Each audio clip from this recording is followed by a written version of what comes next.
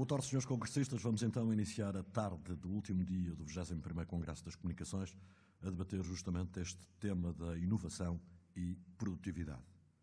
As TIC podem e devem ser catalisadoras da inovação e da produtividade, conceitos cada vez mais indissociáveis e relevantes. Entender as novas dinâmicas de geração de valor é o fator-chave para criar emprego de qualidade, aumentar a produtividade e promover a coesão social. Como encontrar as melhores respostas em termos de investimento? Como pode a inovação criar novas áreas de negócio e aumentar a produtividade em setores tradicionais? Como massificar os casos de sucesso? Certamente pontos a abordar nesta sessão. A vossa atenção para o moderador António Lagartixo, a quem passo de imediatamente a palavra. Boa tarde. Bom, antes de mais, muito obrigado e gostava de começar por agradecer a presença dos meus ilustríssimos convidados e agradecer o facto de terem aceito fazer parte deste painel. O tema que nos traz aqui hoje, inovação e produtividade, é um tema engraçado, no mínimo, para utilizar assim um adjetivo diferente. Um dia em que estamos a fazer greve geral, falar de produtividade, acho que faz todo o sentido. Bom, agora, eu se calhar iria começar por apresentar os membros do painel e depois iria passar a palavra ao Klaus para fazer uma primeira intervenção sobre esta temática. Bom, à minha direita, começando pelo Jaime Quezada, eu vou-me socorrer aqui das minhas cábulas, na medida em que a experiência é tão vasta que assim não falho. É um economista que nos últimos 20 anos desempenhou as funções de gestão na área privada, no Grupo Amorim, na AEP, por exemplo, e também desempenhou estas mesmas funções na área pública, como gestor, por exemplo, do Programa Operacional da Sociedade do Conhecimento e como administrador da Agência de Inovação. Tem coordenado e implementado inúmeros projetos na área de inovação, conhecimento e competitividade e participado em inúmeros seminários e conferências sobre estas temáticas. Também é colaborador habitual da imprensa escrita e autor do livro O Novo Capital. Temos também connosco o professor Daniel Bessa, que é diretor-geral da Cotec Portugal, foi presidente da Escola de Gestão do Porto e docente da Universidade do Porto. Exerce funções de administração de empresas e é economista em regime de profissão liberal em inúmeros organismos e empresas do nosso setor privado. O Klaus Holse é Vice-President da Microsoft para a região da Europa Ocidental, tem a responsabilidade de supervisão da área de vendas, gestão e operação em cerca de 14 países. Está na Microsoft desde 2001, tendo começado por exercer funções de diretor-geral na subsidiária dinamarquesa. No seu percurso, conta ainda por ter assumido as funções de Corporate Vice President da Microsoft Business Solutions e General Manager do Development Center em Copenhaga. Anteriormente foi CEO da Internet Ventures Scandinavia e CEO da Leak Energy. O Klaus desempenhou ainda as funções na Oracle durante 12 anos, 5 dos quais nos Estados Unidos, onde atingiu a posição de Senior Vice President para a área de educação. À minha esquerda, Tiago Piti Cunha é consultor do Sr. Presidente da República para o Ambiente, a Ciência e os Assuntos do Mar. É licenciado em Direito, com especialização em Direito Europeu, deteve vários cargos nas Nações Unidas, como assessor do Presidente da Assembleia Geral, delegado da Assembleia Geral, conselheiro na Missão Permanente de Portugal e representante de Portugal e dos demais Estados da União Europeia para os Assuntos do Mar. Mais recentemente, foi membro do Gabinete do Comissário Europeu para os Assuntos Marítimos e coordenador da nova política marítima integrada na União Europeia. Por fim, Carlos Caldeira é administrador executivo do Produtec, Polo das Tecnologias e de Produção, que tem por objetivo desenvolver as tecnologias de produção para a indústria transformadora. Adicionalmente, é diretor do INESC no Porto desde 2001, é membro do High Level Group da plataforma tecnológica Manufacture e chairman do seu National and Regional Technology Platforms Group.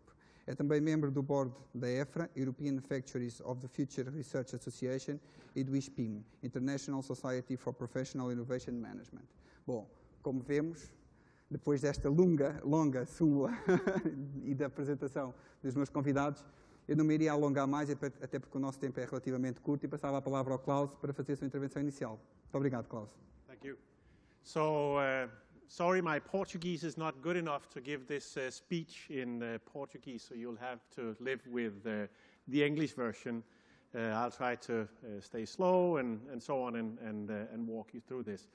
The idea of this little opening speech or the keynote here is to kind of think about what technology looks like a little bit today, but maybe some of the trends that we see going forward. The hardest thing to predict, somebody said, is the future. And I agree with that. If you're going to predict the future for what it looks like tomorrow, it is especially hard. If you want to see what's happening in a year, you might be a little more precise. If you want to see what happens in 5 years, I think you're now on trends and it becomes a little easier, and 10 years from now it might be a little easier even. So that's kind of some of the framework we'll try to stay with, kind of looking a little bit out what's happening, what's going on, and how can we all benefit from some of the trends that we see going on going into the future. So the world is certainly changing, and it has been changing for a while. If you look at some of the evolutions that have happened over the last couple of decades in computing, we all kind of came from, you know, the black screen with the red or green characters on it, depending on where you were, kind of DOS area. Then we moved into the graphical user interfaces, so we got kind of the Macintosh, we got the Windows PCs and so on. And that was an area we were in for quite a while, the whole client-server area, and I think we all invested and got a lot from that. Then along came the internet, and it's looking at this slide, you go like, wow, it's almost 20 years ago that that came along, and it's evolved quite a bit since that came along. That really changed the paradigm of computing as we've seen it. People got better connected. It became more global in nature. We went from the internet being kind of a consumer thing where, you know, you could do a bit of shopping and you could do some of this, to be more and more business oriented as well. And this whole idea of cloud computing arrived on the scene. Cloud computing in the sense of software as a service, then platform as a service, then infrastructure as a service, cloud becoming more and more prominent in everything we do, allowing us all to produce and consume IT services at new, very, very scalable prices, and also be global much faster than we were ever able to before. For those who engage in the cloud, I've seen companies go from nothing to quite big, quite overnight, because suddenly they sell worldwide and not just in the country they're in. The distribution models are changing with cloud computing coming online. One of the things we can see kind of in the near horizon, so that's kind of behind the blue line, is this idea of natural user interfaces. We've talked about natural user interfaces for quite a while, this of gestures, this of, you know, speech, this of vision, and so on, interacting with computers and devices in brand new ways that we haven't been before. And this is one of those where we've been, you know, more optimistic in the short term and more pessimistic in the long term than probably needed, and where kind of it tells us we should probably always be a little more pessimistic in the short term and more optimistic in the long term. And for natural user interfaces has been like that. I think we've seen some breakthroughs in this one that is going to enable us to move forward as such. We've seen more on expression, we've seen more on speech, we've seen more on some of the gestures that are happening, and it, I think, will enable a whole new set of opportunities for all of us to engage, because suddenly computers will be kind of pervasive and be observing what we do and be able to take on some of the tasks that we previously had to do on our own. If we then look at, as I said, what's driving IT in the long term, what is it? What are the things that we're seeing happening in the next few years out there? One of them is this ecosystem of computers, basically. So we see devices talking to devices, kind of the Internet of Things happening more than the Internet of People happening. So we now see every device we can think of getting connected to the network. So your car is getting connected to the network. For those of you who get to engage with the car industry, this is becoming the biggest device you can think of. The biggest device connected to the network at all times, and kind of being something you communicate with. Your refrigerator is going to get connected. Your home is going to get connected. Everything is going to get connected in a sense. And all of this connectedness, all of this drives an explosion of data. We're collecting more and more data as we go, and all of that gets assembled: geographic data, personal data, business data, and more of this data becomes rich data.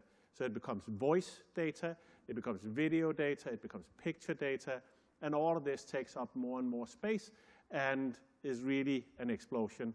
For those of you who are in the business of selling storage, This is good news for those of you who are in the business of selling, networks. This is a good news because all of this is going to get transported across this. For all of those who are in innovation, this is a good thing because now suddenly you want to search on video, you want to search on pictures, you want to search on new data types that didn't exist some years ago, and that requires new innovation to happen. And you are seeing startups and so on coming along in many of these areas, trying to exploit all of that data, kind of create algorithms for search in this, create algorithms for recognition of some of these data. Natural interaction is happening. We've seen some of that with what we launched on Xbox, the Kinect devices. I think got most people impressed that you can certainly control something with your body. And I think that's just one way of thinking of it. We kind of launched it for games, and then it took about 3 nanoseconds. Then somebody picked it up and turned it into everything. They connected it to PCs, they connected it to everything else, and then suddenly it became something in healthcare, it became something for entertainment in other areas. There was even this guy who figured out he could make himself invisible with this one.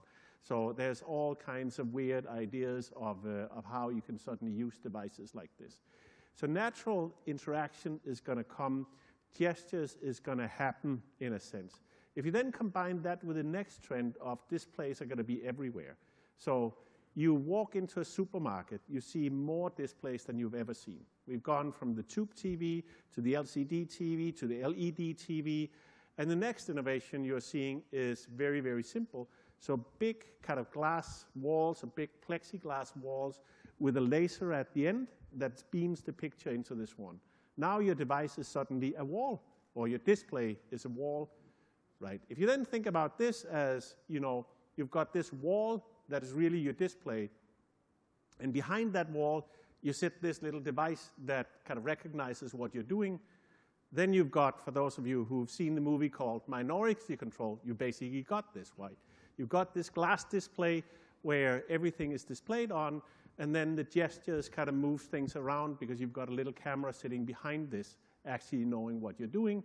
Speech recognition, you can now talk to it. So the vision of displays all over, gesture recognition, is suddenly going to put us in a new position as such. These are things that are happening today. They're out there, and they're going to be very inexpensive very quickly, like we've seen with most of these things happening. You will see kind of the whole idea on cloud computing kind of emerging. It's already happening. Many things are moving into the cloud, global data centers, public data centers like this, and IT being sold as a service. You think about companies like Salesforce, you think about companies like Amazon, you think about us, you think about many companies out there providing more and more cloud services, and that is happening, and it's going to be kind of where most IT gets delivered from. IT is going to get, in 10 years from now, most IT is going to get delivered out of a cloud, either the public cloud or kind of the cloud that you built in your data center. So that's a trend to think about, that devices that we talked about is going to consume all of these cloud services. So the world is going to be a world of cloud services and devices, displays all over the place, gesture recognition, natural user interface recognition. So all of that is going to happen in such. The way we're going to connect is going to get more social. You see social in Facebook, you see social in Twitter, you see social all over the place. And for those of you who haven't done social inside of your company yet, I can highly recommend that. Because otherwise, people are going to go social inside of your company on Facebook. And that's not the ideal place to be. I visited with a company recently that had, they wanted to share, or the young people they had working for them in their warehouses wanted to trade shifts. So if I was on Friday afternoon, I might want to trade with the one that was Saturday morning, and the company really didn't provide a good way of doing this. So they started doing this on Facebook. And then as a company, you say, is that really important to me that they know that Peter is trading with Paul from Saturday to Sunday? I'll kind of leave that on Facebook. It doesn't matter. Then, Christmas happened. And what happens at Christmas? People go to parties. What happens at parties? People take pictures, right? And when pictures of the Christmas party for this company is suddenly on Facebook, well, then it might be relevant that that's not there anymore, because that might not be exactly the brand or the image that you want to have for that particular company. So kind of for social is an external thing, but it's also an internal thing. For people inside of our companies to be able to spring up a site, be social, connect with each other, and so on, is an important trend. So social computing in the sense of external and internal and many social circles is a big opportunity and something that's happening inside of IT. Connectivity is going to be all over the place. There's kind of fiber connectivity I can see as the commercials on the chairs here, but also wireless connectivity, and it's going to be ubiquitous. It's going to be all over, not only in kind of the most urban areas, but also outside. It's happening. You're getting connected everywhere. Lastly, environment, that is a trend. It is kind of saving electricity, saving power, spending less energy, polluting less. We are getting 1 billion people more on the planet in the next few years, and then another 1 billion on the planet. And unless we kind of become smart about how we use the resources on the planet, it becomes a harder place to live. And I think that's another opportunity for us. So these are 8 trends that, you know, is it going to happen tomorrow? Is it going to happen the day after tomorrow? That's hard to say. Is it going to happen in the next 10 years? For sure. So those are trends we can all pick up and think about how we innovate on top of as companies and as countries in this. And then, somebody said to me, how do you then innovate at Microsoft? I say it's kind of a fairly simple process. It's this of you want to invent something, you want to reinvent something, or you want to kind of rebuild something that you have. All of those are good models. And invention can be both in terms of the product you have or in terms of the business process you have. Some of the best inventions, some of the new things we've seen is actually inventions of new business models that have happened. If you look at somebody like a Google, it's kind of interesting from a technology point of view to do a search engine, but then to do a business model that's an auction-based business model that sells AdWords is really the big innovation in that sense that have propelled that forward. So not only is kind of the invention, reinvention on products, but also on services, on business models, and so on, can be equally important as we go forward. To do this, you got to hire the best people. I mean, it's kind of the competition to go get the top person in the world. And I know that this company is very committed to this. I work for another company, as you heard at some point, living in the US, and we were also trying to hire the top person at the time. And you would call the top graduate from this university and kind of say, oh, you got to come work for us and so on. And then this person would say, you know what? I just had a personal call from Bill Gates, and he asked me to come work for him. And then you're kind of done. So the top 10 always went to Microsoft. That is still, we still try to aim for that. Kind of having that the best people with the best kind of heads is a big thing for anybody, to attract that to your company, attract that to your country, keep it open for that type of people to come in. Take a long-term approach, which is kind of what I said a minute ago. You can take the short-term approach that said, next year we want this, this, and this, and that's going to give you some innovation. But sometimes you got to take the long-term approach. When we got into Xbox, the games console that was dominated by Sony and Nintendo at the time, people told us we were crazy. Why would you ever want to go there? It's a dominated market. It's done. Why do you ever want to go there? 10 years later, we think we have a good business in that one. We lost a bit of money in the first few years. Now we think we have a good business there. But you've got to be there for the long term. When people ask me why we're in Bing, when Google is kind of owning this one, I tell them about Xbox.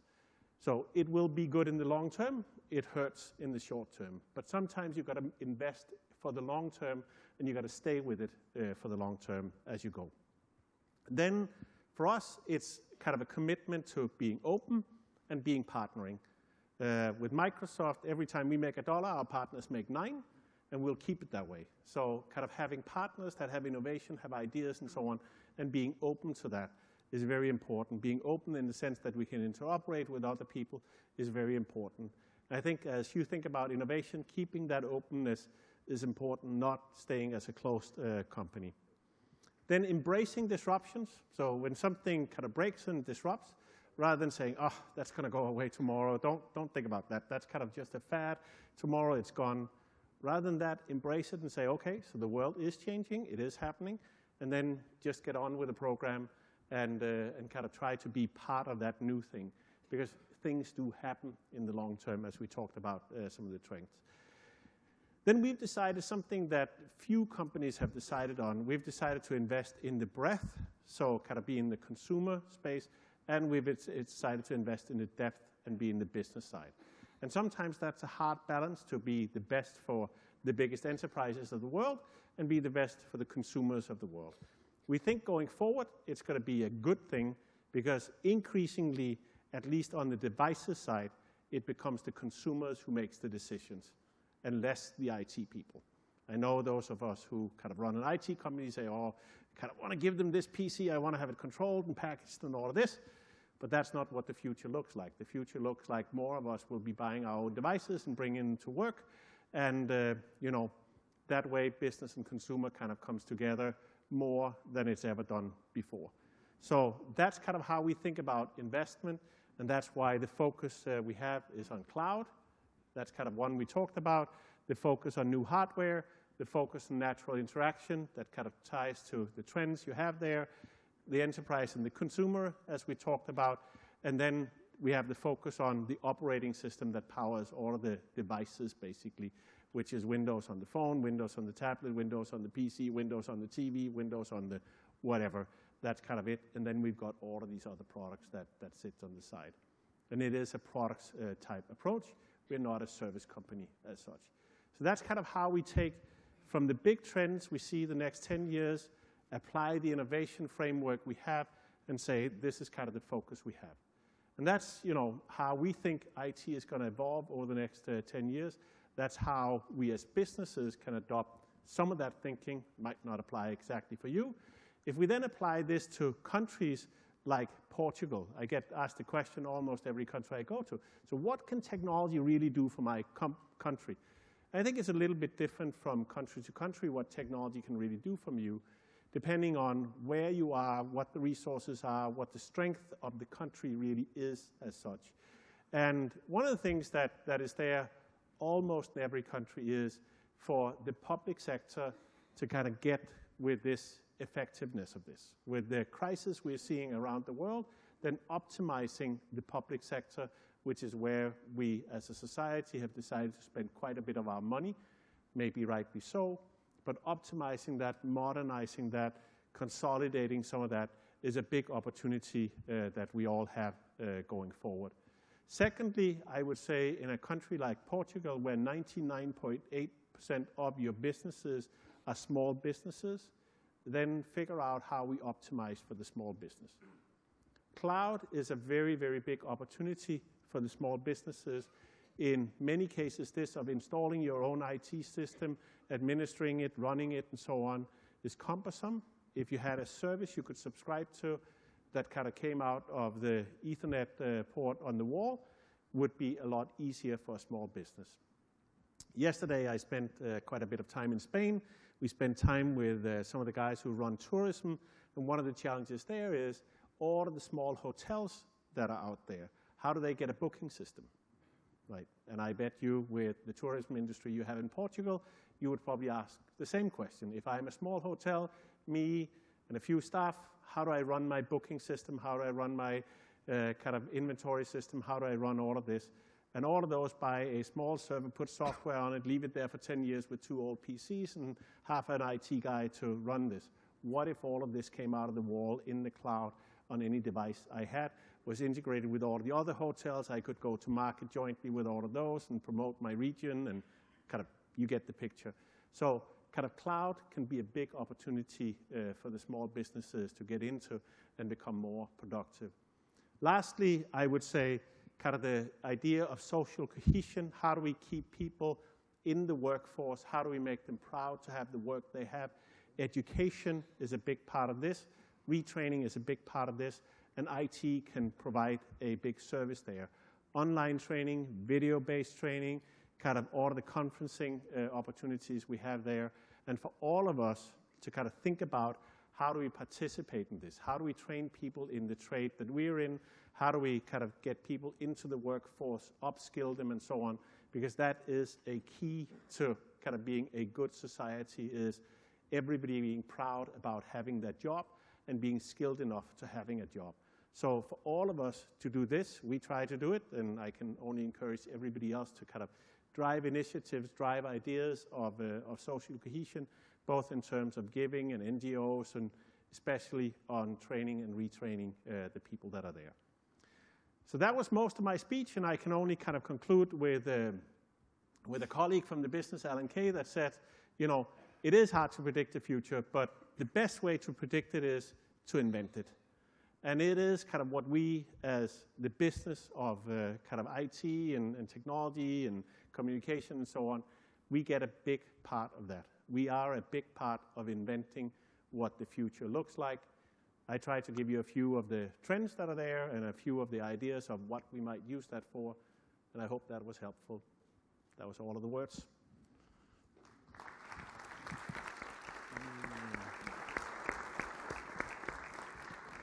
Muito obrigado, Klaus.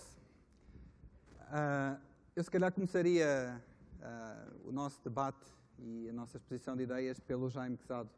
Jaime, eu sei que tem andado a trabalhar num conceito que está relacionado com tornar Portugal uma Startup Nation.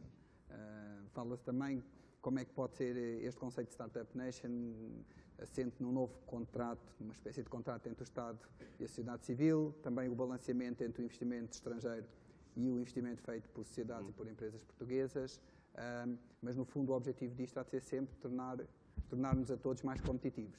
Quer partilhar connosco algumas das suas ideias sobre este assunto, por favor? Sim, senhor. Eu gostava de dizer que inovação e produtividade vivem sobretudo de exemplos, né? E eu, portanto, conheço o professor Daniel Bessa há mais de 25 anos, além de ter sido meu professor. Partilhámos já muitos momentos juntos e somos da mesma faculdade. E num dos muitos eventos da Cotec, amanhã, aliás, passa a publicidade, vai haver mais um, que eu acho bastante oportuno, para promover esta questão da diáspora portuguesa. Ele dizia muito bem que, a propósito de uma conversa que gostava de ter com os reitores das universidades portuguesas, não sei se chegou a ter ou não, que uma das questões que gostava de lhes perguntar é se, de facto, as universidades eram capazes de produzir muitas empresas, muitas startups, e isso, de facto, tinha que ter visibilidade, ou seja, ver qual era a faturação dessas empresas, os resultados que elas tinham, porque não bastava dizer que, de facto, essas empresas tinham. Eu não sei, portanto, se ele chegou a ter reunião ou não, e depois, se quiser, ele poderá dizer sobre isso. O Diogo Vasconcelos, que hoje é aqui muito justamente homenageado, e que foi uma pessoa com quem tive a honra de partilhar muitos momentos ao longo dos últimos 20 anos, de facto tinha lançado esta ideia de se desenvolver o conceito de um Startup Portugal, uma Startup Nation, muito baseado no exemplo de Israel e de outros países. Eu diria, em relação a esta matéria, que basicamente há aqui três questões que me parecem fundamentais. A primeira tem a ver com a questão do valor. De facto, até que ponto é que as empresas portuguesas, e particularmente as empresas que estão ligadas aos setores mais tradicionais e onde assenta muito da competência daquilo que é a atividade económica nacional, são de facto capazes de se reinventarem e de se adaptarem àquilo que são os novos tempos. E essa parece-me uma questão fundamental. A segunda questão tem a ver com a questão do papel das multinacionais. Eu acho que empresas como a Microsoft, como a Cisco e outras, Passos a Publicidade, HP, empresas que têm tido um papel notável do ponto de vista de indução, de transferência e de conhecimento nos últimos anos, têm aqui, de facto, um papel novo, que algumas já estão a desempenhar, outras falarão, possivelmente, num tempo imediato, e que tem a ver com esta lógica de passarem de meros fornecedores e de meros providers de soluções para verdadeiros parceiros estratégicos do ponto de vista nacional. E eu acho que, neste momento, o investimento estrangeiro tem, de facto, aqui um papel muito importante no sentido de, para além de trazer valor, para além de trazer novas soluções, para além de trazer mundo a Portugal, ser também capaz de participar em projetos de soluções que sejam vendáveis. Eu não queria estar a falar aqui sobre projetos recentes onde isso foi tentado, como é, por exemplo, o exemplo do projeto Magalhães, que é um projeto, obviamente, que teve uma conotação política bastante forte e, à partida, que também foi bastante marketizado do ponto de vista estratégico. Mas eu diria que o que é importante neste momento é construir soluções globais, onde haja uma parceria estratégica entre aquilo que são as empresas portuguesas, as empresas multinacionais, e que sejam capazes de levar a competência, o valor e as soluções portuguesas lá fora. Acho que isso vai ser claramente um dos principais desafios que a indústria portuguesa tem e claramente está associado a este novo matching que tem que ser feito. Finalmente, e um outro aspecto que me parece muito importante, tem a ver com o papel das pessoas. Ou seja, nada se faz sem recursos E nesta dinâmica da inovação e da produtividade, claramente que o papel das pessoas é importante. Nós somos a seguir à Suécia, por per capita, o país com mais doutorados. Houve um esforço muito grande nos últimos anos em Portugal, e que é um esforço meritório, por parte da universidade, como centro de competência, de se capacitar. E, portanto, nós, de facto, assistimos nos últimos anos a um número bastante elevado de doutorados, a maior parte deles vindos das melhores universidades de referência do mundo. Nós hoje temos, em Portugal, de Trás-os-Montes ao Algarve, passando pelos Açores e pela Madeira, de facto, um capital fixo muito forte ao nível de competência que está muito nos doutorados. Acontece que a maior parte destes doutorados não tem qualquer tipo de perspectiva a curto e médio prazo, porque com esta possibilidade muito reduzida que existe de ocupação na universidade, por aquilo que nós sabemos, os cortes orçamentais que estão em cima da mesa, e, de facto, perante a incapacidade estratégica que existe do ponto de vista de uma verdadeira ocupação nas empresas, eu acho que neste momento nós temos aqui um desafio muito importante relativamente a este capital fixo que nós temos aqui. E, portanto, nós temos duas soluções muito práticas. Ou se criam mecanismos formais envolvendo a política pública numa lógica de novos projetos, ou um projeto que a Agência de Inovação desenvolveu aqui há uns anos, que foi muito interessante, que foi a criação de núcleos de empresas, de núcleos de doutorados nas empresas, que permitiram durante 2 anos que os doutorados estivessem em empresas e que, de facto, permitissem o desenvolvimento de novas soluções. E, portanto, ou se arranjam soluções criativas que façam com que, por exemplo, os doutorados, que são, teoricamente, os detentores de um conhecimento muito forte, possam ter uma solução de aplicabilidade muito grande nas empresas, ou então nós temos aqui um problema muito complicado que tem a ver, de facto, com a sua empregabilidade. E esta ideia de que os talentos poderão ir para fora e ter uma capacidade de, lá fora, de facto, também poder desenvolver as suas atividades, é uma ideia interessante, é uma ideia possível, face àquilo que são os mecanismos que nós temos agora, mas é uma ideia que, na minha opinião, deve ser explorada em último reduto, e, portanto, nós temos aqui um canal final. Portanto, eu diria que esta ideia do Startup Nation, do Startup Portugal, é uma ideia que o Diogo Vasconcelos, e muito bem, desenvolvia dentro daquilo que foi o seu trabalho mais recente de concepção de novas ideias globais nesta área da inovação do conhecimento, mas que implica, de facto, um redesenho muito grande daquilo que é um verdadeiro contrato entre a política pública, a política privada e, sobretudo, com uma necessidade dos protagonistas, as universidades, as empresas e os próprios talentos se readaptarem a um novo contexto que existe e que nós sabemos que está em cima da mesa. Muito obrigado, Jaime. Eu, se calhar, agora voltava-me aqui para o Tiago e mudava de área. Maravilha. Exatamente. Para falar de um assunto que eu sei que é muito querido e que, bom, estávamos aqui a tarde inteira a falar sobre o tema, não é? Assuntos do mar. Questão, como é que acha que as TIC, no fundo, podem funcionar como uma alavanca inovadora para tudo o que são temas relacionados com o mar e com os assuntos marítimos?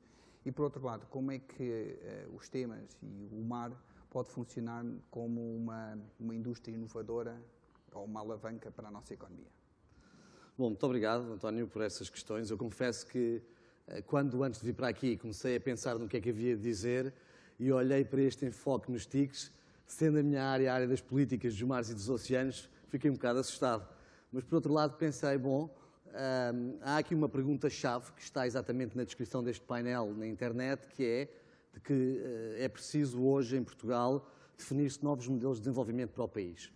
E há uma outra pergunta também que diz que é também necessário criarem-se novas dinâmicas de geração de valor para a economia portuguesa. E é com estas duas questões que o mar deve entrar na equação. Portanto, eu compreendi que tinha aqui a oportunidade de ter uma plateia diferente daquela que usualmente tenho para poder endereçar algumas destas questões. Porquê que o mar é importante em termos de definir um novo modelo de desenvolvimento para o país? Bom, em Portugal, como sabem, em geral, o mar é associado a setores como as pescas, os transportes e os portos, que são setores pouco inovadores e setores a que se associa também pouco produtivos, são considerados pouco produtivos. Isso não é assim, na verdade não é assim, ou não é apenas assim. É certo que em Portugal o mar é hoje ainda muitíssimo um setor do passado, houve um abandono de décadas, gosto sempre de fazer a comparação entre o que aconteceu com o mar e o que aconteceu com a energia. Nos últimos 15 ou 20 anos não houve tesouro político ou agente económico que não se preocupasse com a questão da energia. Com o mar foi um bocadinho a situação oposta. Mas se olharmos para outros países europeus, compreendemos que é possível gerar muitíssimo valor da economia do mar. A economia do mar que hoje em Portugal começa a estar na voga, porque se nós compararmos, quer em termos de valor, quer em termos de criação de postos de trabalho, há diferenças muito grandes. E um dos países para que eu acho que nós devemos olhar é a Noruega. É que na Noruega o mar é uma poderosíssima base produtiva da economia norueguesa. É, na verdade, um mundo de valor. E as pessoas podem perguntar, mas como é que nós nos podemos comparar à Noruega? Fará algum sentido? Não é absurdo Portugal comparar-se à Noruega? Enfim, no Índice de Desenvolvimento Humano há 30 lugares entre os dois países, pelo menos, de separação. Mas não. Na questão do mar, pelo contrário, a Noruega e Portugal têm uma características absolutamente semelhantes. São os dois grandes testas atlânticas da Europa. A Noruega e Portugal são os dois megapaíses oceânicos da Europa, se assim quisermos, porque ambos temos áreas semelhantes em termos de jurisdição marítima, em termos de zona económica exclusiva e principalmente em termos de plataforma continental.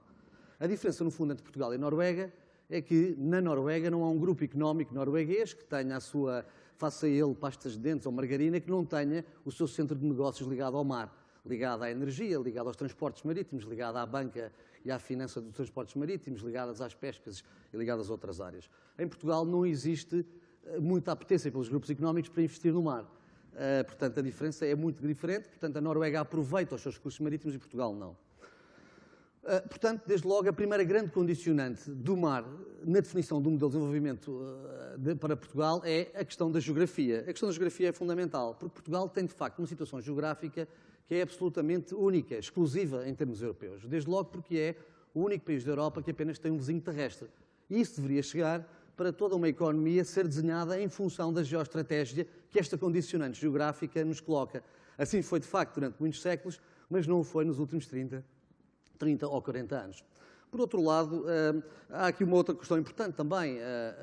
Portugal tem mais de 2.500 km de linha de costa, se contarmos com os nossos arquipélagos atlânticos, e tem uma centralidade fundamental. Se somos periféricos em termos terrestres, relativamente a Bruxelas, inegável, Lisboa, Helsinki e Atenas são as 3 cidades mais periféricas. Se pensarmos em termos de centralidade à escala planetária, centralidade mundial, Portugal é um dos países da Europa mais central, porque estamos na encruzilhada entre 3 continentes, no fim da Europa, no princípio da África e, pela nossa posição ocidental, mais próximos da América, e principalmente porque estamos num eixo entre a Bacia do Sul e a Bacia do Norte do Oceano Atlântico. E aqui é que as coisas hoje em dia começam a mudar. É porque se o século XX foi escrito na Bacia do Norte do Oceano Atlântico, o século XXI será seguramente muito mais escrito também na Bacia do Sul do Oceano Atlântico, quer em termos das economias emergentes, quer em termos da energia que é produzida na costa ocidental africana, em países como a Nigéria, a Guiné Equatorial, a Angola, mesmo como que é feito hoje em dia no Brasil. Portanto, o primeiro condicionamento. O segundo condicionamento, importantíssimo para o mar ser uma parte da equação do novo modelo de desenvolvimento que queremos procurar, são os recursos naturais. E isto é outro assunto absolutamente importante para o país, porque nós temos vivido nos últimos 30 ou 40 anos com um discurso político ou económico muito ligado à questão da inovação, que aqui hoje celebramos, à questão das tecnologias, dos planos tecnológicos, mas esquecemos profundamente dos recursos naturais no nosso discurso político nestes últimos 30 ou 40 anos. Mais, criámos até um antimito do nosso país como sendo um país pobre, pequeno, sem recursos naturais, destituído de recursos naturais e periférico. Já aqui falei que o país não é um país periférico, é preciso também desmontar este antimito de que é um país sem recursos naturais. Portugal tem muitíssimos recursos naturais, assim nós o saibamos e assim os saibamos explorar.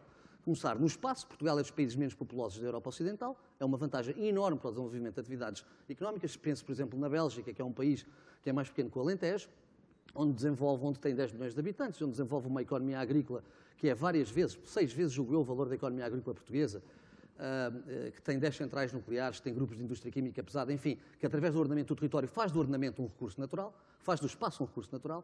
Imaginemos a agricultura, como temos visto hoje em dia, que nós também achávamos que era um assunto acabado e fechado, e que hoje em dia, através do olival, da agricultura hortícola, começamos a ver que há potencial.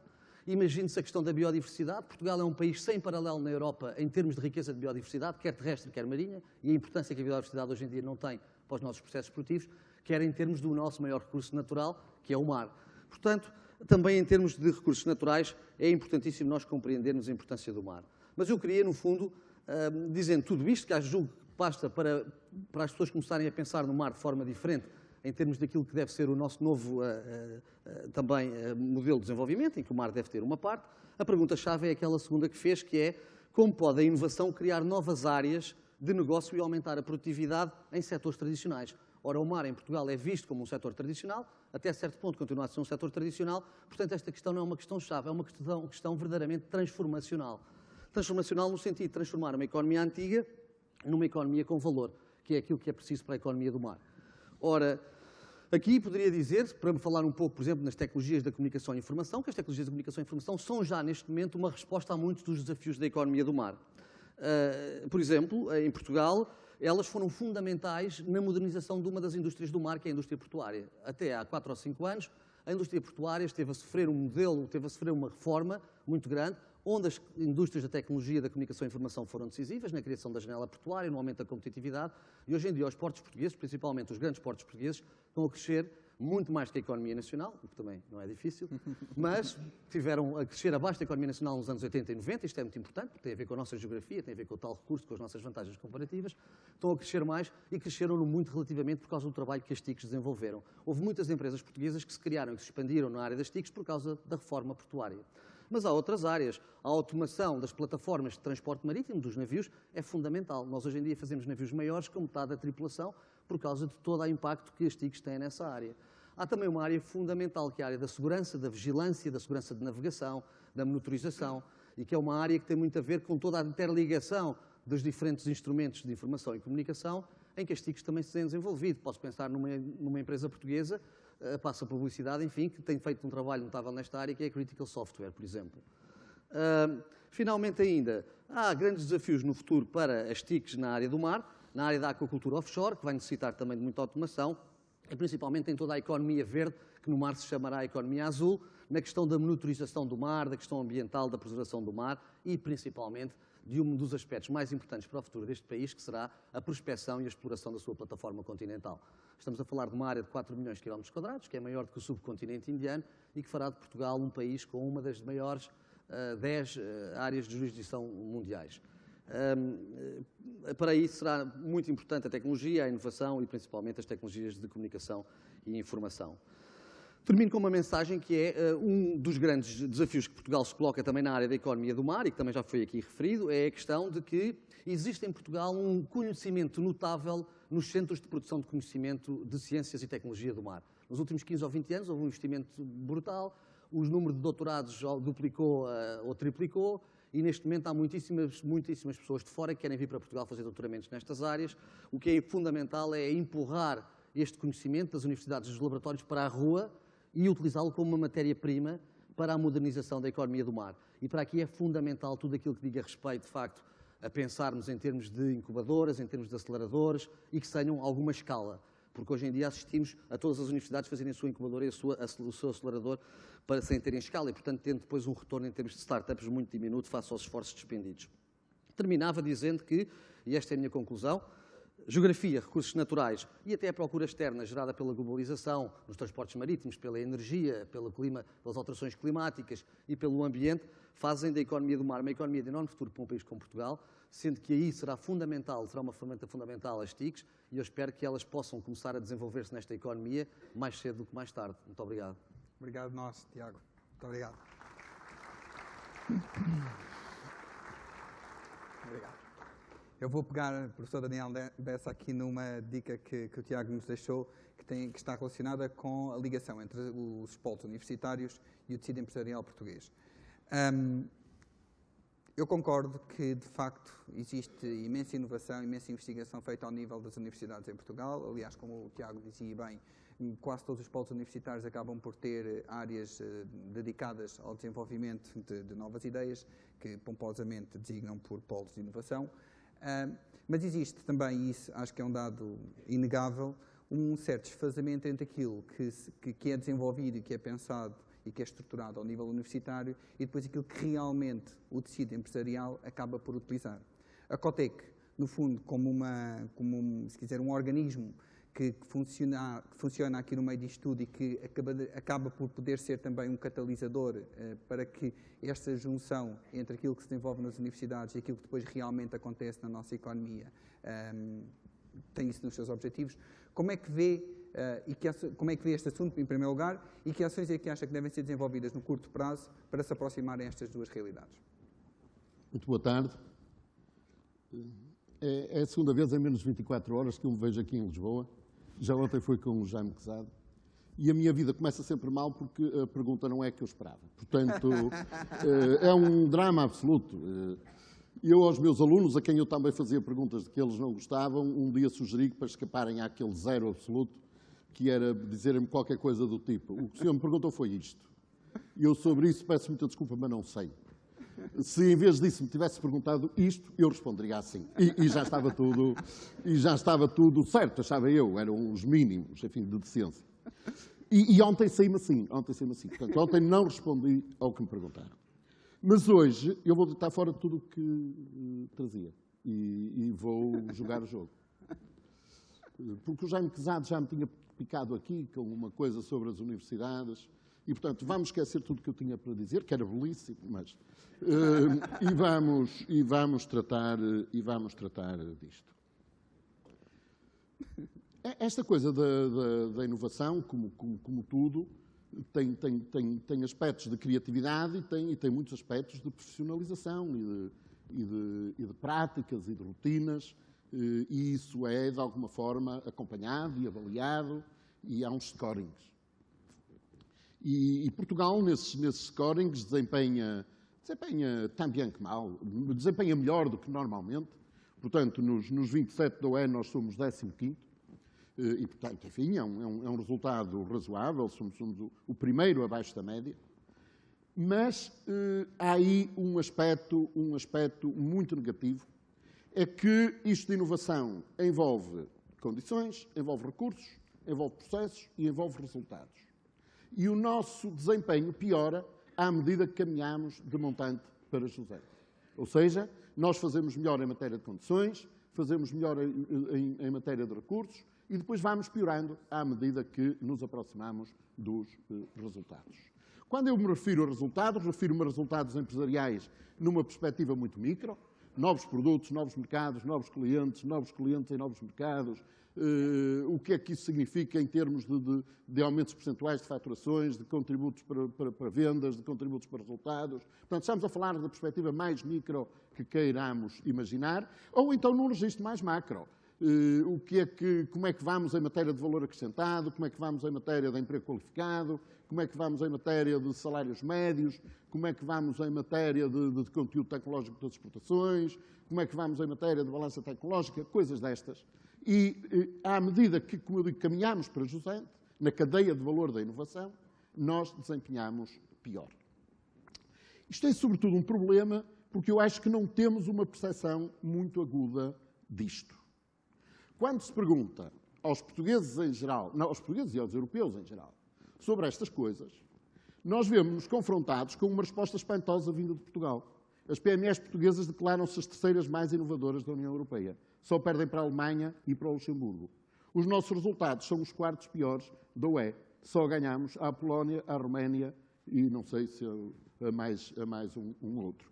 Portanto, há aqui um desfazamento total entre uma espécie de história. Nós estamos conquistados pelo tema da inovação. Olhamos para isso de uma forma encantada. Mas eu não sei se nós sabemos verdadeiramente o que isso é. E isto toca a tudo no nosso país. Eu devo dizer que é a batalha maior da organização a que eu hoje estou ligado, que é a Ecotec, toca às universidades e toca, digamos assim, praticamente toda a vida económica portuguesa. E eu acho que o ponto mais fraco é que nós não conseguimos transformar a inovação em valor de um ponto de vista, digamos assim, de uma forma suficiente. Não conseguimos valorizar a inovação como se exige. Ora, todo o dinheiro que gastamos, o engenheiro Belmiro Azevedo, que é uma pessoa que sobre estas coisas não se costuma pronunciar muito mal, porque sobre estas coisas falo das coisas mais gerais, do mundo dos negócios, costuma dizer que enquanto não há cash in, só há cash out. Aqueles belos doutores que o Jaime Quezado fala é cash out. A banda larga que está instalada no país é cash out. Digamos assim, o desenvolvimento todo que nós temos tido numa série de fatores e de recursos são cash out, até ao dia em que se transformam em cash in. E eu acho que é este passo que nos falta, dar. E para darmos este passo, há provavelmente algumas rupturas que são indispensáveis. Por exemplo, nós valorizamos muito, na esteira da União Europeia, o peso da ID no PIB.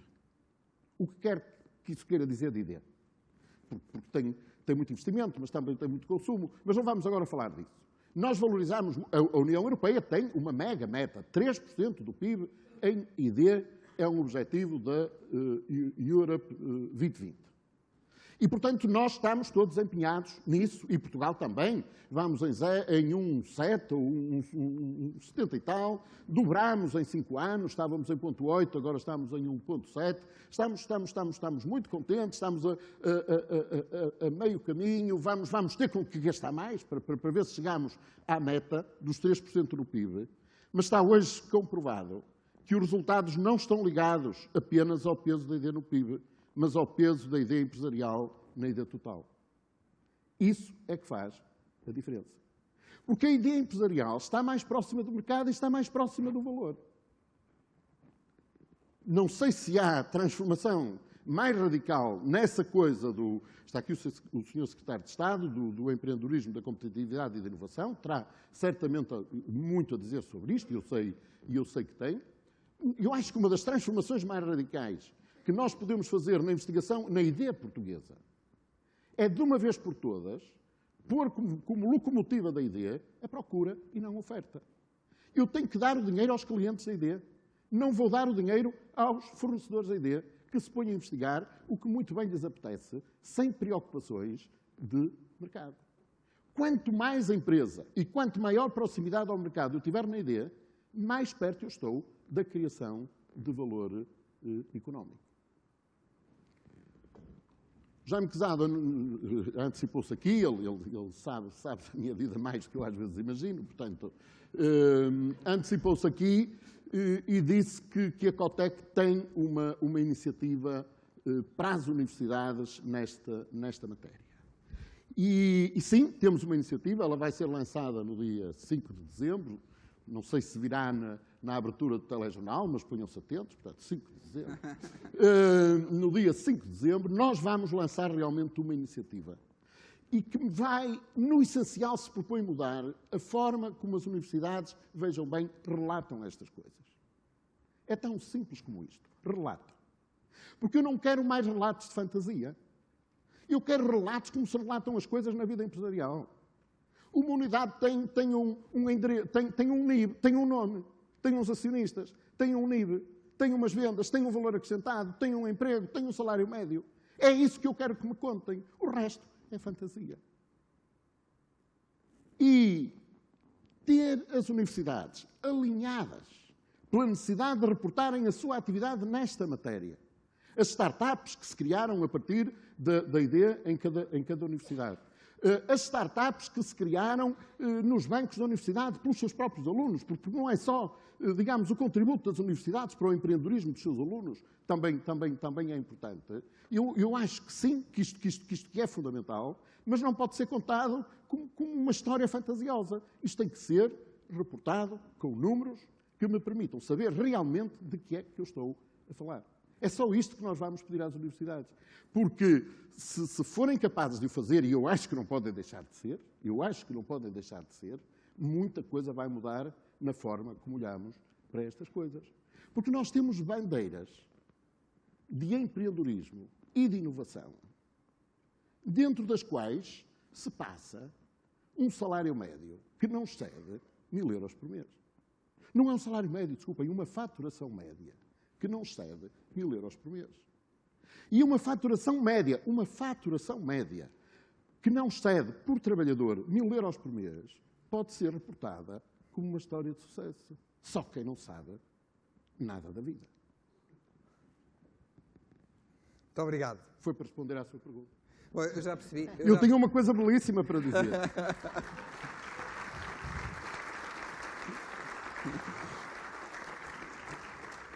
Eu já percebi que tinha tido mais sorte se nós estivéssemos a falar no dia 6 de dezembro. Aí explicavam como é que a Cotec vai fazer isso. Mas pronto, vamos esperar pelos... Mas vai, olha vamos que esperar vai. pelos telejornais dia 5. Olha que vai. Não sei se será a notícia da abertura. Obrigado.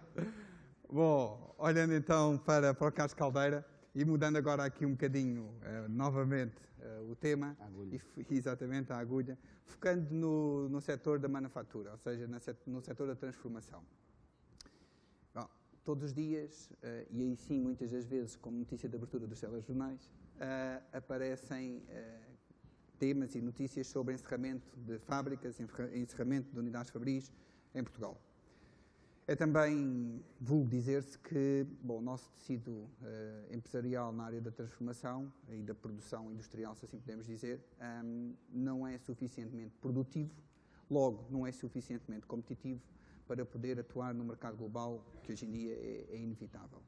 Eu sei que tem andado a trabalhar bastante nesta área, sei que tem alguns casos e alguns dados concretos sobre o nosso tecido empresarial na área da indústria. Como é que vê este assunto? Acredita nisto? Concorda com esta afirmação? Concorda que o nosso tecido da indústria transformadora não tem futuro? Nós temos é que nos focar noutros setores? Muito boa tarde. Antes de mais, muito obrigado pelo convite.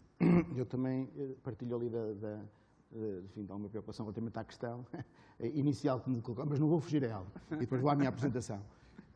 Eu acho que aquilo que está a passar, primeiro não acredito naturalmente, acredito muito pelo contrário que a indústria transformadora, em Portugal como em muitos outros sítios, e vamos fazer uma comparação com a Europa, pode ser perfeitamente competitiva e é fundamental que seja, porque ela é um pilar fundamental da nossa economia.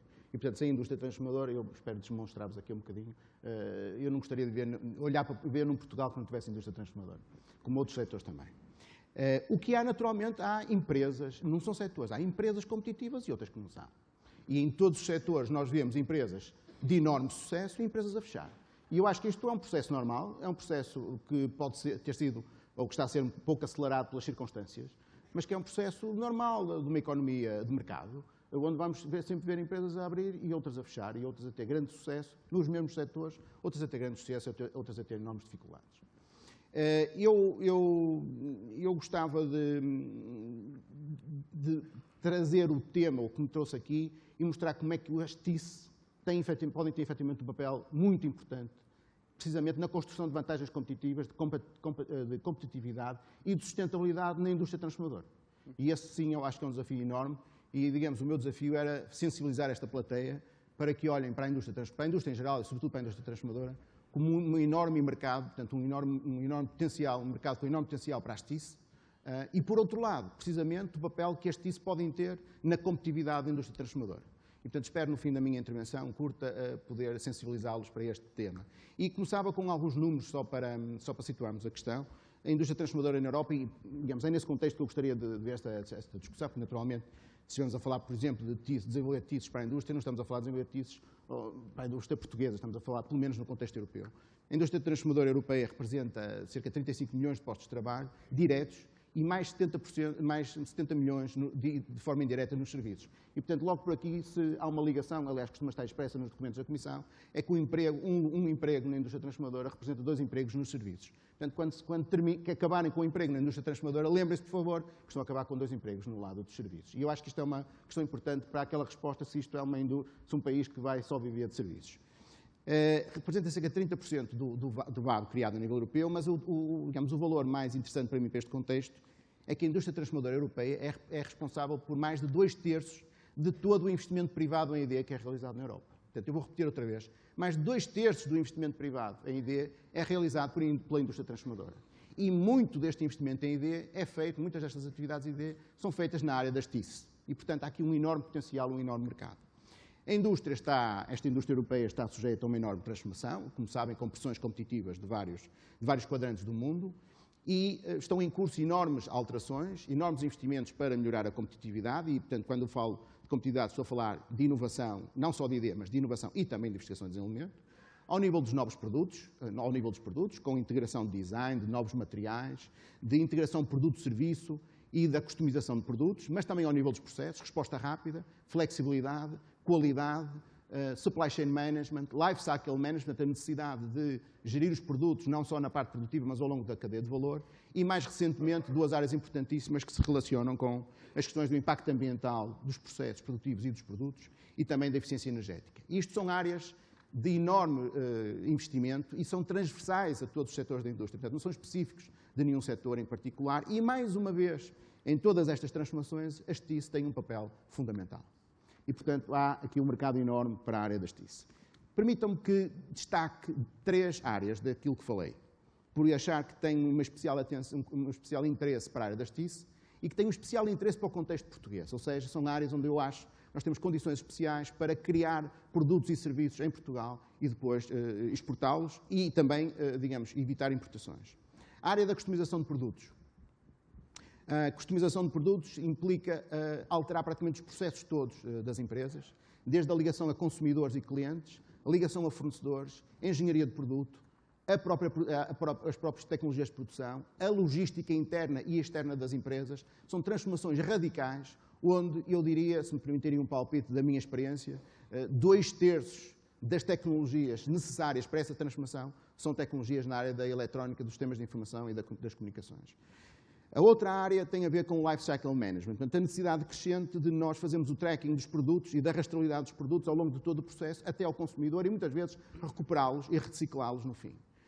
Mais uma vez aqui é uma área de enormes investimentos que está a ter uma atenção especial e onde, mais uma vez, as tecnologias de informação têm um papel fundamental. E também nos novos modelos de negócio, quer das empresas utilizadoras, quer das próprias tecnologias de produção. Hoje há empresas que já não vendem máquinas aos seus clientes, vendem serviços de máquina. Ou seja, põem lá uma máquina e o cliente paga horas ou minutos. E, portanto, se eu quiser fazer um paralelismo com a área das TICs, não é o Software as a Service, mas é o Machine as a Service. Mais uma vez aqui, estamos a falar de processos e modelos de negócio assentes fortemente em tecnologias de informação e, sobretudo, em comunicação. E, portanto, temos aqui, só para dar 3 exemplos de áreas que eu gostaria de destacar, acrescentando uma, um pouquinho mais afastada desta comunidade, mas mais próxima daquilo que são os interesses daquilo que estamos a desenvolver, que tem a ver com as próprias TIC e os sistemas de informação dentro das próprias máquinas. Isto porque tem havido um processo de convergência tecnológica.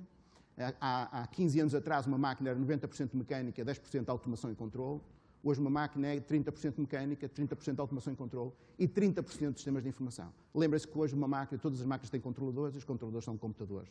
O que quer dizer que hoje, funções que tipicamente estavam fora das máquinas, até fora da planta fabril, em sistemas de informação como qualidade, manutenção, gestão da produção, etc., etc., hoje estão a ser embebidas nas próprias máquinas. E, portanto, há aqui uma convergência entre a comunidade dos fabricantes de máquinas e a comunidade das TIC, que faz todo sentido. E queria-vos também chamar a atenção que, para além disto, portanto, todas estas oportunidades, também há oportunidades de financiamento para esta transformação. E quando se fala muito em financiamento, em fundos e em financiamento, queria-vos chamar a atenção, digamos, nós temos programas a nível nacional, acho que ainda continuamos a ter programas a nível nacional para financiar estas áreas, estou certo que sim, mas eu queria-vos chamar a atenção, todos nós conhecemos, queria-vos chamar a atenção de oportunidades a nível europeu. Nomeadamente o programa, no 7º Programa Quadro de Apoio, na área dos NMP, portanto, das nanotecnologias, dos materiais, das tecnologias de produção e do ICT, mas muito em particular uma PPP que foi criada, não é das nossas, enfim, uma PPP europeia, que se chama Factories of the Future e que foi criada em 2009 por iniciativa do Presidente da Comissão Europeia, do Presidente Barroso, que é um programa de investimento em tecnologias de produção, que tem um financiamento de 1.200 milhões de euros a nível europeu e que pelo menos metade deste montante está dedicado a temas que têm a ver relacionado com a área das TIC, portanto, com o papel das TIC nas fábricas do futuro. E, portanto, mais uma vez aqui existem também oportunidades de financiamento importantes nesta área. Quais são as áreas onde Portugal se pode posicionar com mais sucesso? Aqui, porque isto é uma comunidade muito grande, é um tema muito grande, muito vasto. Há áreas onde nós, como país, teremos dificuldade em nos posicionar, mas eu queria só deixar aqui 2 notas, até porque isto é muito curto.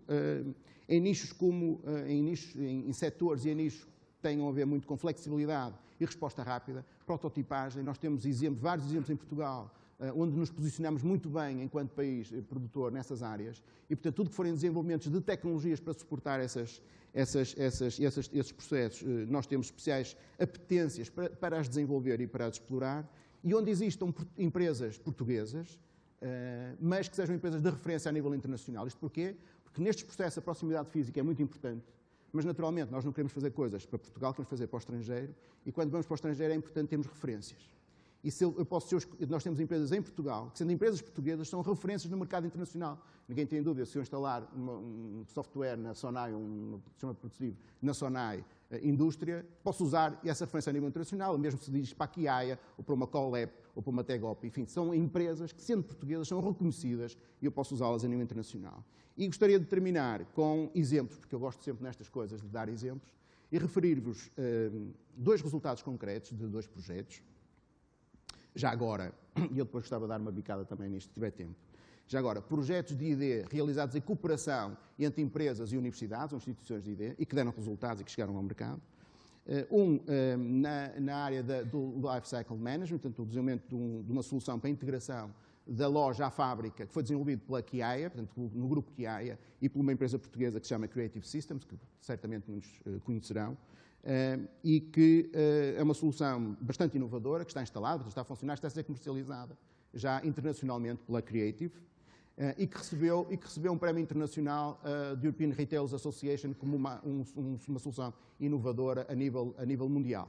E, portanto, foi desenvolvido usando uma empresa portuguesa como âncora, por uma empresa portuguesa de sistemas de informação, e num projeto colaborativo com uma instituição de ID.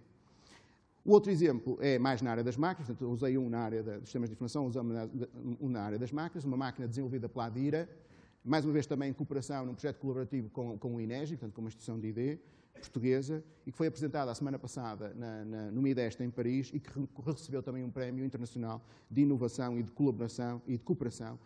O MIDEST, digamos, elegeu este projeto pela inovação da máquina e também pelo estilo colaborativo ou pelo consórcio que participou no seu desenvolvimento. São 2 exemplos concretos de como Portugal pode, usando a sua base industrial, contribuir para a sua competitividade, mas desenvolver a montante de tecnologias, muitas delas baseadas em TIC, que podem evitar importações e depois fazer exportações. Aliás, se eu quisesse usar um caso paradigmático do impacto que isto pode ter, eu me referiria que é o caso provavelmente de maior dimensão e bastante conhecido, o que aconteceu no setor do calçado nos últimos 10, 15 anos, e portanto quem não me posso aprofundar, mas quem quiser olhar para um caso concreto do impacto deste tipo de estratégias tem um bom exemplo. Bom, é nisto que nós estamos a trabalhar na Produtec, procurando, juntamente com os representantes dos setores utilizadores, juntar produtores de máquinas, os tradicionais produtores de máquinas e as software houses, visando estes desenvolvimentos colaborativos e desenvolvimentos conjuntos para desenvolver soluções que contribuam para a competitividade dos nossos setores industriais, das nossas empresas.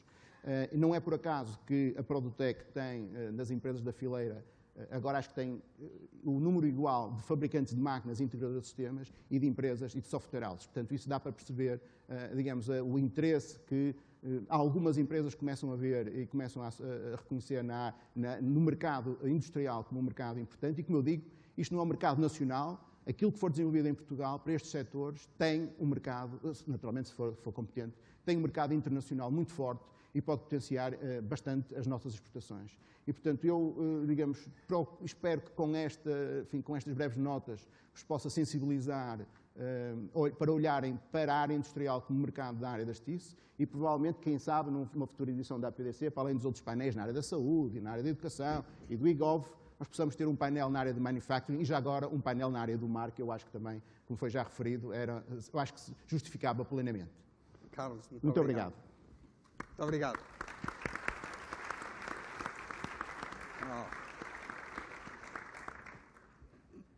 Klaus, yesterday evening we had the chance to discuss some examples, some international examples, just like we are now. In your opinion, I would like to ask you to share with us an international point of view about what we should do in the future in order to moving forward and to use those good international examples to moving forward. So maybe just starting by saying, sitting here and listening to the panel is super interesting. It's very interesting to kind of reflect on some of what's being said, kind of when talking about kind of manufacturing, how that's a strength of Portugal, and some of the new things that can be done. The C being some of what's important, startups being important, and kind of what we do in universities, research, and so on being important. I think it kind of reflects on some of what we try to do is to say, IT is in everything. And it's, IT alone as such is wonderful, and it can do stuff. But the more we can embed it in the industries we have, the better the opportunity is for us to really build on the strength we have as a country. And if you have a strong manufacturing industry, and I know you do, I heard that there was a project on shoes in Portugal, and I go like, the shoes I'm wearing, they're probably produced in Portugal. They're Echo shoes from a Danish company that produced them all in Portugal. So there's a good link between where I come from and this country in a sense, and I know it's highly automated.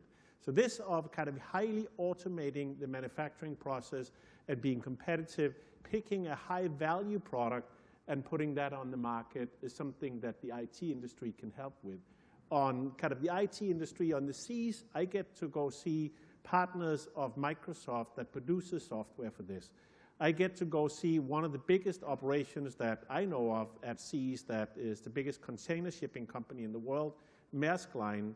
They put an operation center into their system using IT, saving $100 million by doing so. A very, very big investment or kind of saving that they have for just operationalizing what they do with IT. We have a number of companies who produce software for the fishing industry. I met with one of them a few years ago, and they told me they did their software for one thing. They did software for frozen fish. I went for frozen fish. What size of the market is frozen fish? And they said, oh, so far we only have 800 installations, and we do about 100 a year.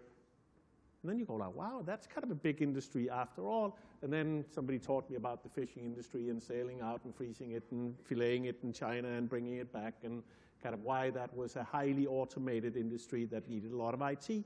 So I think IT in everything is the key to this. And then back to the startup point of, if you then take IT and you put more of that in the cloud as you get startups, you become global overnight. So I think that's an important piece of it. And then I took kind of something that Danielle said, what you measure is what you can improve. Mm-hmm. And I think that's a key. Set the goals, set the key performance indicators, and measure them as you go. So this of really building on the strength you have is important. And I think some of what you referred to, you and I discussed a couple of examples last night where a couple of the small countries in Europe that I get to visit that I would say has had crisis and has nothing in some senses. I went to Iceland, and I've come there for many years. And if you would say that there was a country who had a financial crisis a few years ago, that was one country that had a financial crisis and still has, in a sense. And then if you look at Iceland, what have they got? They've got a bunch of volcanoes and, not much in a sense. They've got fish, so they can go to sea and fish, and they do, and they're very protective about it and all of this. They're highly automated in what they do there. But one of the things they've got is lots of energy. But having a volcano and energy is not very helpful if you're an island in the middle of the Atlantic, because it's very hard to export warm water. And even when you turn warm water into electricity, it's kind of hard to export because you get big cables. So what do? You find products that requires high volumes of energy. So if you drive from Keflavik Airport to Reykjavik City, then I did that the first time about 20 years ago. I passed one building that is 1 kilometer long. Now there's two buildings in parallel that are each 1 kilometer long. What do? They produce aluminium, because that requires a lot of electricity. So this company has two very, very long buildings, and if you walk in there, they ask you whether you've got a pacemaker or an expensive watch, because the magnetic field in there makes your watch stop. It's just boom, stops. It might start again, so you better take it off, and if you have a pacemaker, don't go, is kind of what they say. Might be unhealthy. So in this, they've got a big harbor, ship sails in from wherever in the world. Bauxite, which is a rock type thing, is appearing, sails it in there, turns it into aluminium, and sails it back to China for building buildings. So, this is how you become creative about exporting energy, right? Which is kind of an interesting one. Another one, which is in the midst of Europe, Luxembourg, where I get to go sometimes as well, used to be a big steel producing country. That is not so much the case anymore. They've got a very strong banking industry, but that's also a little bit challenged in a sense. But they've been very smart on getting kind of the fiber networks that runs through Europe. Somehow all three of the big ones connect inside of Luxembourg. And if you're somebody who's going to go build data centers, if you're Google or Microsoft or Amazon or somebody else, then having all of the fibers in Europe connect inside of your data center is a good thing. And if you're then Luxembourg and you say, and by the way, we've got a financing industry where we're the best in the world of keeping secrets. We will keep your data secret if you're in Luxembourg. We will keep your data protected if you're in Luxembourg. And by the way, we've got all of the internet meeting here. Then you've got a new business opportunity. So it's for me, it's all about, you know, building on the strength you have. You have energy, you have internet meeting in your country, you have bank secrecy meeting kind of in your country. I'm sure that in Portugal there's stuff like that, but it's just about being kind of orthogonal in how you think about it and being creative about how you think about it, and then wiring the thing, kind of putting kind of power to it. And then I think there's growth for all of us to be had. Ok, thank you very much, Claude. Thank you. Ok, eu vou pedir, antes de mais, eu vou pedir só a indicação a alguém da organização para me dizer se o Sr. Secretário de Estado do Empreendedorismo, Competitividade e Inovação já chegou ou não. Já está ali. Ah, está aqui. Então vou-lhe passar de imediato a palavra porque já estamos 5 minutos atrasados. Vamos então ouvir o Sr. Secretário de Estado do Empreendedorismo, Competitividade e Inovação, Dr. Carlos Oliveira, que encerrará esta sessão. Muito boa tarde a todos. O professor Daniel Bessa abriu uma caixa de Pandora muito perigosa, que é dizer que traz um discurso preparado e depois que não o usa. E depois de tão interessante painel, tão diversificado sobre este tema da inovação, eu estou quase tentado a fazer o mesmo, professor. Portanto, queria começar por agradecer à PDC o convite para estar nesta sessão de um evento sempre muito importante no país e, portanto, que todos os anos é acolhido pela sociedade como um evento onde se reflete e onde se fala de temas relevantes para a sociedade e, portanto, estar neste painel em que a inovação e as tecnologias de informação são o tópico principal é também para mim um gosto particular. Nós vivemos e eu vou começar por aquilo que acho que é uma realidade que todos conhecemos, nós vivemos tempos complexos em Portugal, tempos complexos na Europa e que claramente levam a que em Portugal estejam a ser adotadas um conjunto de medidas de austeridade que nós acreditamos no Governo, não porque gostemos de as tomar, mas acreditamos no Governo que são fundamentais para alterarmos o terreno em que nos movemos e para permitir que depois deste ajustamento feito possamos ter o país a crescer e ter o país a crescer com uma base sólida e termos empresas mais competitivas e uma economia mais competitiva e uma sociedade mais coesa. E, portanto, este ajustamento que está a ser feito é perfeitamente fundamental no nosso entender e leva-nos a um conjunto de iniciativas de austeridade que claramente são iniciativas que implicam o esforço de todos, mas também o trabalho de todos em conjunto para as ultrapassarmos. E depois de termos ouvido este painel, eu acho que fica claro que Portugal é um país com excelentes oportunidades no mercado das tecnologias de informação, para além daquilo que são as tradicionais, ou aquilo que é dito como, ou que são as chamadas tradicionais indústrias, ou as indústrias tradicionais. E eu gostava de começar também por este exemplo. Nós, no Governo, apesar de acreditarmos que claramente no setor da justiça há uma oportunidade enorme de internacionalização da economia, de aposta e de criação de valor, acreditamos também que aquele modelo que durante muitos anos foi defendido que Portugal deveria ser um país de serviços e que, portanto, a indústria e a agricultura não eram relevantes, já passou. Acho que já todos percebemos que temos que ter uma indústria, temos que ter uma reindustrialização do país, temos que apostar claramente na indústria agroalimentar e na produção e temos que o fazer já e não depois para garantir que nos posicionamos nestas áreas. E dar-vos o exemplo de que muitas vezes estas áreas são vistas como áreas de menor interesse ou de menor relevo, porque muitas vezes foram associadas a algo de mão de obra intensiva, pouco interessante, mas foi falado aqui o exemplo do calçado e eu falava do exemplo do têxtil. Há 10, 15 anos atrás, ou grande parte das pessoas diziam que o têxtil era uma indústria inviável em Portugal. E hoje vemos um têxtil que é extremamente importante no PIB português, que é extremamente importante na internacionalização e no volume de exportações, e, portanto, vemos uma indústria que, de facto, se reformou, inovou e que está a apostar em áreas extremamente inovadoras e de topo de tecnologia. E, portanto, não apenas ligadas à tecnologia de informação, mas também em toda a parte produtiva e também nos produtos que desenvolvem. E este é um exemplo que eu diria que deve ser um exemplo inspirador para muitas outras áreas ditas tradicionais, que, de facto, com empenho, com perseverança e com aposta na inovação, no desenvolvimento, conseguem criar indústrias mais competitivas. Indo à questão das tecnologias de informação. Na minha perspectiva, na perspectiva do Governo, as tecnologias de informação, como referi, são uma área importantíssima para o país. Para já porque dependem essencialmente de uma coisa que é de certos, de talento. E, felizmente, não temos falta deles em Portugal.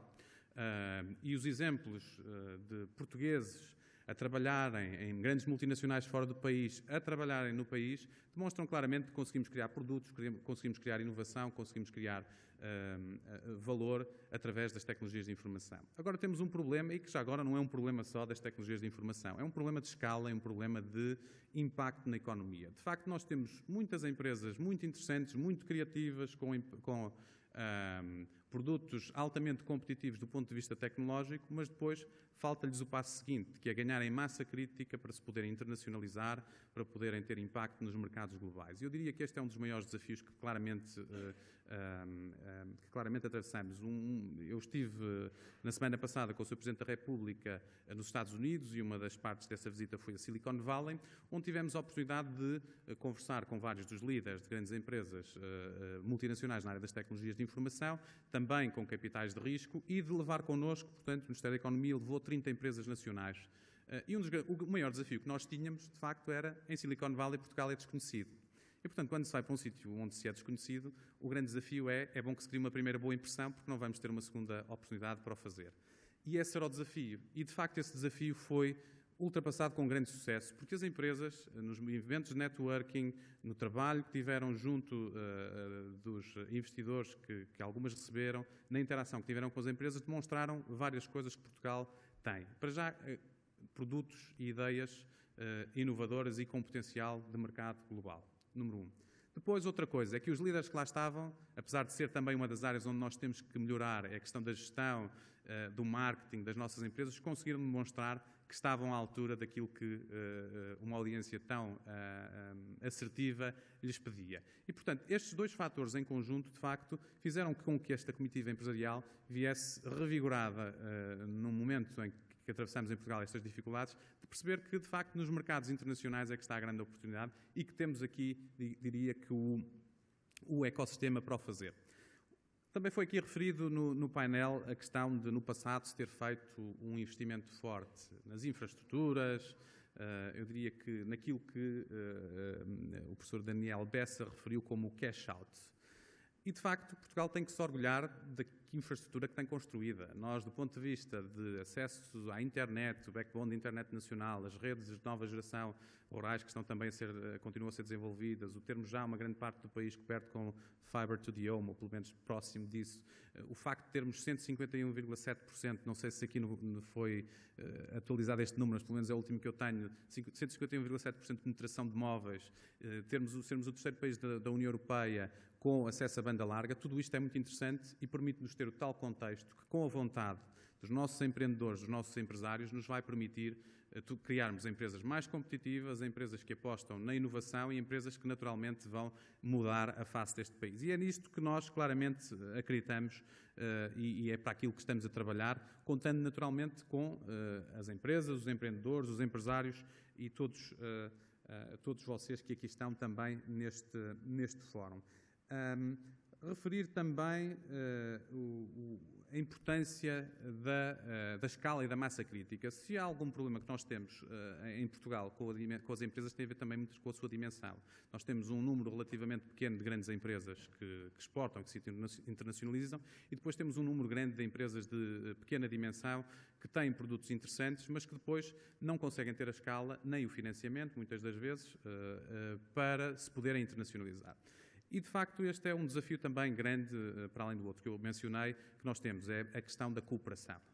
Eu dou sempre este exemplo das associações empresariais porque me parece um exemplo relevante para depois percebermos tudo o que acontece em termos de fragmentação do país. Em Portugal existem 700 associações empresariais, o que, de facto, demonstra que massa crítica também não existe na representatividade dos diversos setores junto do poder político, junto das próprias empresas, e este é um fator crítico. E o mesmo acontece nas empresas, ou seja, nós temos claramente que apostar numa cooperação estratégica entre empresas na sua cadeia de valor e não fazermos aquilo que muitas vezes foi feito em Portugal. Se determinado negócio está a correr bem, vamos imediatamente copiá-lo, porque seguramente vai correr bem para nós. Acho que esses momentos passaram e, portanto, este leva-me ao ponto dos polos de competitividade e tecnologia, que é assim que eles ainda se chamam, que são entidades agregadoras num modelo de cluster e que têm este valor de unirem empresas e de juntarem empresas à volta de determinadas preocupações, determinados setores ou determinadas áreas,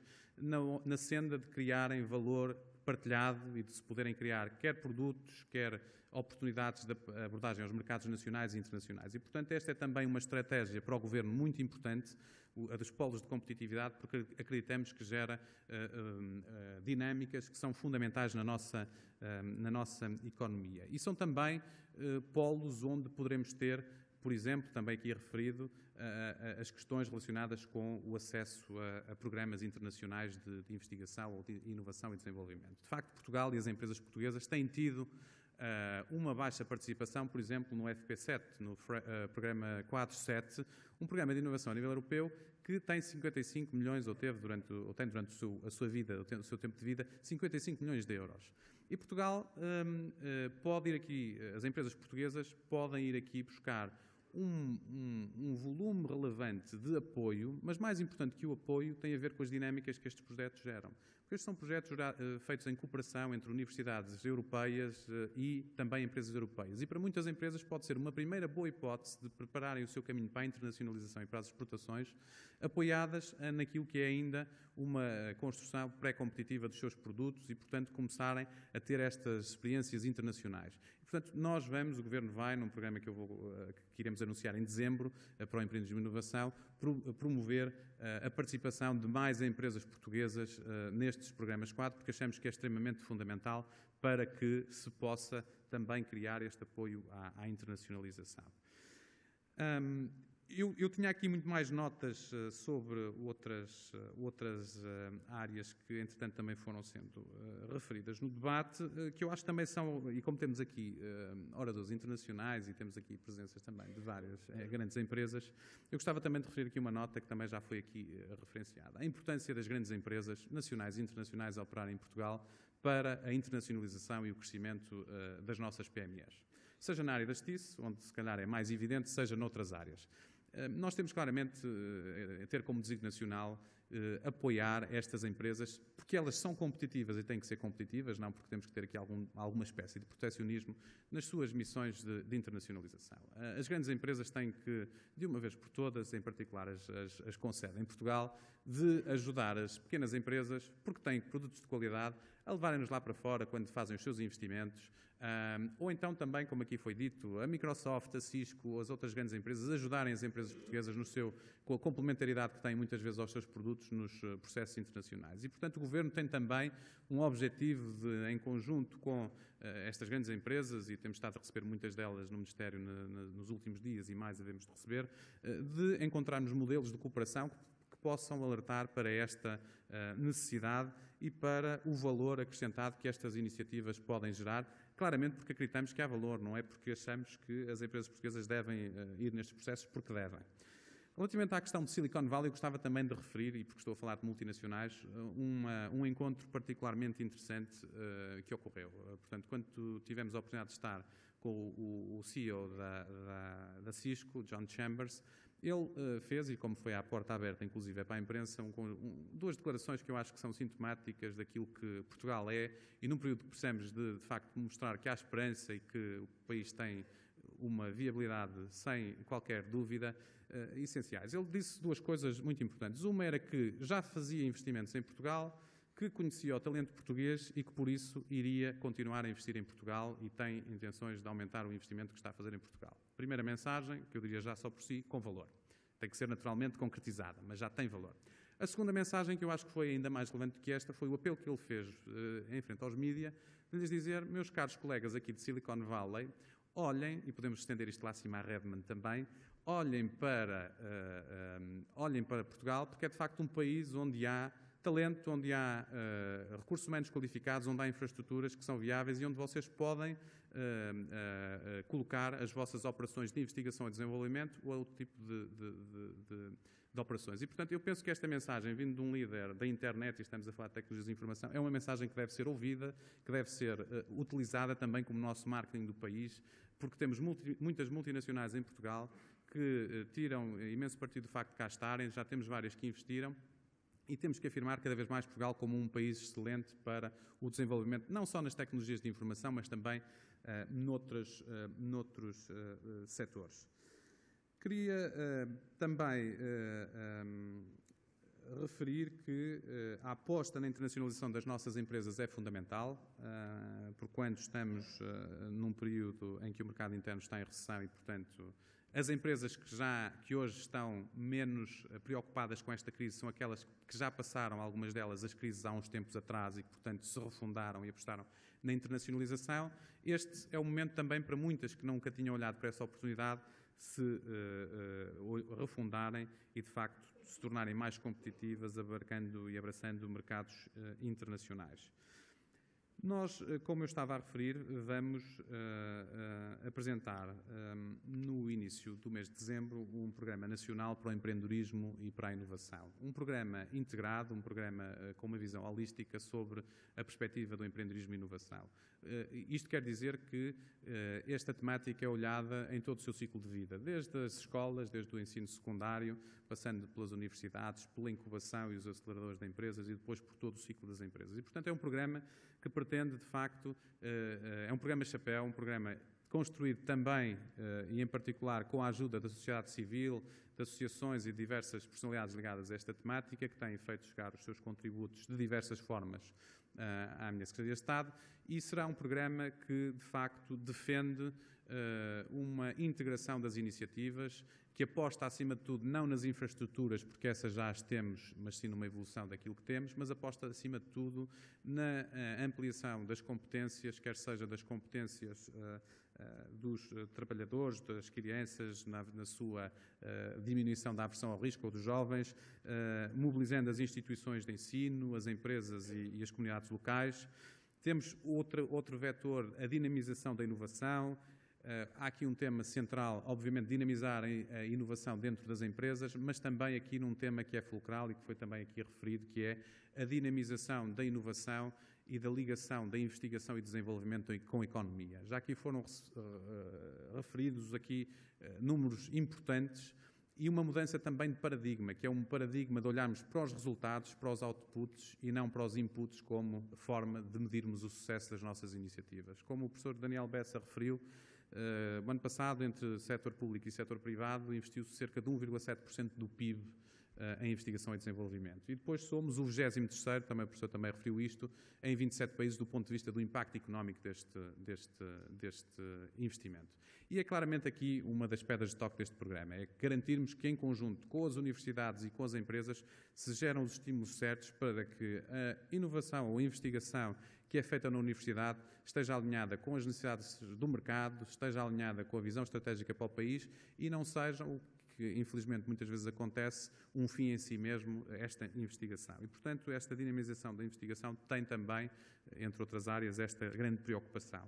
O terceiro vetor do Programa Nacional para o Empreendedorismo e Inovação será, ou tem a ver com o estímulo ao empreendedorismo, quer na vertente empresarial, na criação de novas empresas, quer no empreendedorismo social, e depois também em duas vertentes que eu simplisticamente referiria. Uma na área do empreendedorismo mais social e de âmbito local, quase de geração de autoemprego, e como uma resposta à crise, eu perdi o meu emprego e é o fim do mundo. Não, não é o fim do mundo. Há uma opção que é poder empreender e criar o seu próprio emprego dentro da sua área de atuação. Era cabeleireiro, perdeu o emprego. Porque é que não continua a ser cabeleireiro agora por conta própria? Isto para dar um exemplo numa área que não tem nada a ver com tecnologia.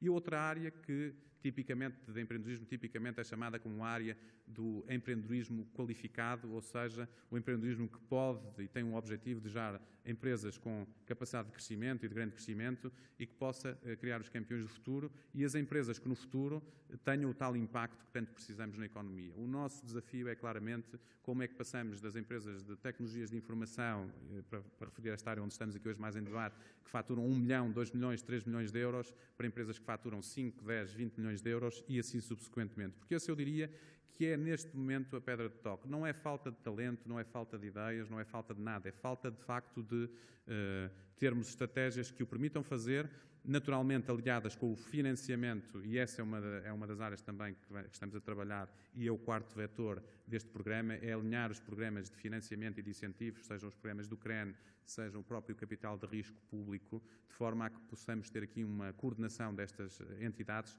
para promover o empreendedorismo e a inovação.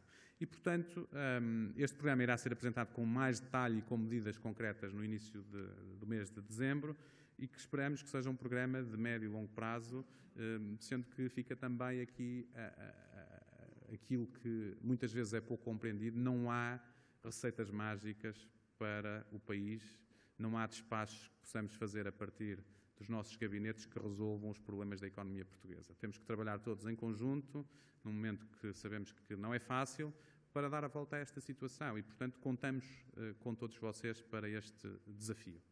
Terminava fazendo aqui uma menção ao Diogo Vasconcelos, que nos deixou prematuramente e que muito fez pela mudança deste paradigma da inovação em Portugal e que hoje vai ser muito justamente homenageado aqui na APDC. Ainda há um ano estávamos aqui com ele e ele estará seguramente hoje aqui também connosco. Muito obrigado, boa tarde. Agradecimentos aos participantes e ao moderador deste painel e principalmente ao Sr. Secretário de Estado que encerrou esta sessão. Vamos fazer uma última pausa deste ano para o Coffee Break. Às 16h30 iniciaremos a tão esperada sessão do Estado da Nação das Comunicações. Até já e muito obrigado.